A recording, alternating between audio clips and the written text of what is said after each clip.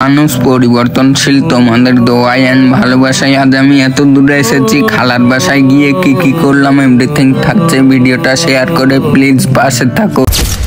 বাবা, তুমি কি জানো আমার আম্মু আমাকে প্রতিদিন দেখতে আসে? তুমি জানো না তো? আমার আম্মু আমাকে প্রতিদিন টিনের চালের ওপর থেকে দেখে। আমার আম্মু প্রতিদিন সন্ধ্যা লাগলে সে প্রজাপতি হয়ে এসে আমাকে প্রতিদিন দেখে যায়। আর জানো বাবা, আমার আম্মু না আমার জন্য অনেক অনেক দোয়া করে। তুমি যেভাবে আমাকে দুনিয়াতে আগলে রেখেছো, আমার আম্মু সেই উপর থেকে আমাকে আগলে রেখেছে। আসসালামু আলাইকুম আমার ভালোবাসার মনেগুলো। তো কি অবস্থা আপনাদের, কেমন আছেন? আশা করি ভালো আছেন। এতক্ষণ আপনারা শুনছিলেন আমার ছোটবেলার কাহিনী। তো এখন আমি আজকে কোথায় যাচ্ছি জানেন? আমার খালার বাসায়। আমার খালামণি আমাকে অনেক বেশি ভালোবাসে, আর এটা হচ্ছে আমার মামাইতো ভাই। আগে আমি বলে নেই, যদি আমার ভিডিওটা চুল পরিমাণের ভালো লেগে থাকে তাহলে আমার ভালোবাসার মানুষগুলো একটা করে শেয়ার করে আপনাদের আইডিতে রেখে দিবেন প্লিজ। আমার ভিডিওর ভিতরে কোনো কিছু যদি শিখার পান, খালার বাসা মানেই হলো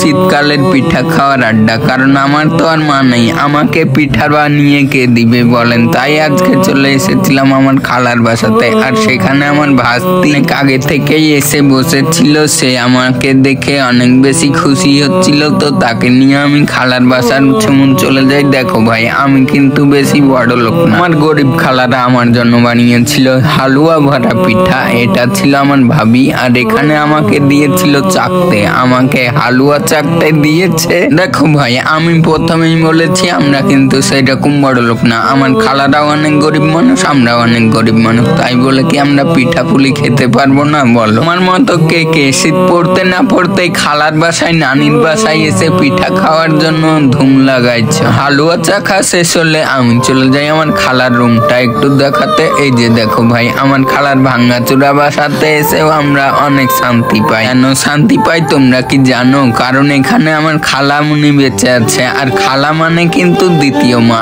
আমার মা বেঁচে আছে, সেক্ষেত্রে আমি সেখানে গেলে অনেক। তো এখানে হালুয়া গুলো লেড়ে দিচ্ছিল, একটু ঠান্ডা করছিল, পিঠা বানাবে তো এই কারণে। তো রুমটা তোমাদেরকে দেখানোর পরেই আমি চলে গেলাম একটু বাইরে ঘোরাঘুরি করার জন্য। আসলে খালার বাসায় আসলে অনেক বেশি ভালো লাগে। আর এই রাস্তাগুলো, গ্রামের প্রাকৃতিক সৌন্দর্য, তো আমার গ্রামটা অনেক বেশি সুন্দর। আমার মতো তোমাদের কার কার গ্রাম ভালো লাগে অবশ্যই কমেন্ট করতে ভুলবা না কিন্তু।